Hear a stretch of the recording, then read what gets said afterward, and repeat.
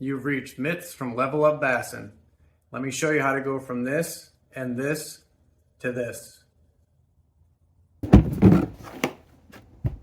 Here is what I'm working on. This is the battery compartment. I have my cranking battery in there. I have everything wired, and the goal is to clean that up. I'd like to actually take everything off that battery. I'm going to wire it up like I was talking about. I'm going to create a centralized little area to mount everything to, and then I'll have a second battery in this compartment that is controlling the electronics completely. So now it comes to mapping out the project. I actually have this basically a really thick plastic that I acquired from another project of mine. I'm going to use this as a mounting board. My plan of attack is to have this guy with the fuse block right on it, the hard disconnect. I'll actually use some heavy gauge tinned wire, which is very important to use in a bass boat or a marine environment, to go from the battery to the panel to the disconnect. And then I have some little bit lighter gauge, but I believe it is 10 gauge that I'll be running to the electronics and to the additional accessories. So we'll get to work on that. And some tools I wanted to show you is basically when making battery cables, the most important thing is the connection. If you do not have these ends on properly and the cable is wiggling around inside, you will short out equipment, you will deal with bad connectivity issues. So basically crimping these guys onto some clean wire with some heat shrink over them.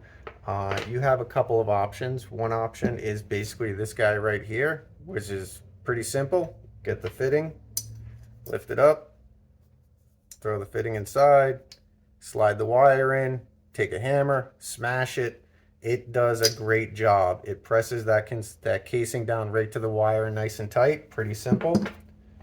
Next option you have is basically a giant set of crimpers, where they have the head unit here that you can rotate to the size, and when you squeeze it, it puts a ton of pressure on there and does a great job crimping.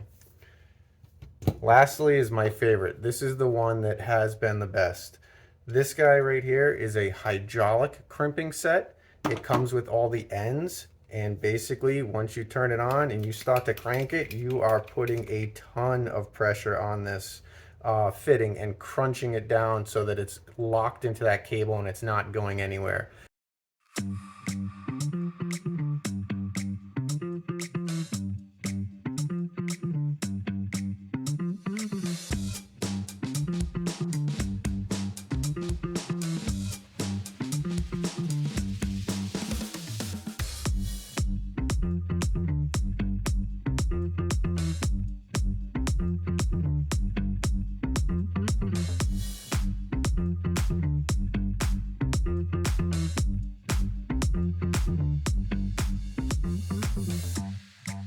Battery cutoff is in the off.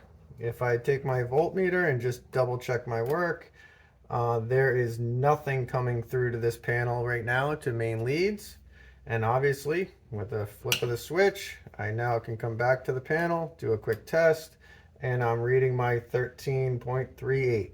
So everything is lined up, is working, and is live.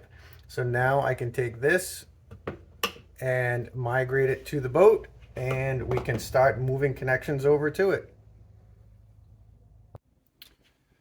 So the wiring's done. I was able to get the Ography lithium iron phosphate 12 volt 100 amp hour battery in place. All new wires go to my battery cutoff switch, which then goes to my fuse block. And now my electronics at the front have a dedicated clean power source. Hopefully this video did help you out. New cables, new battery, clean connection, direct power to my Lowrance Active Target, and my units have been working great ever since. Hope you like it. Please subscribe. See you in the next video.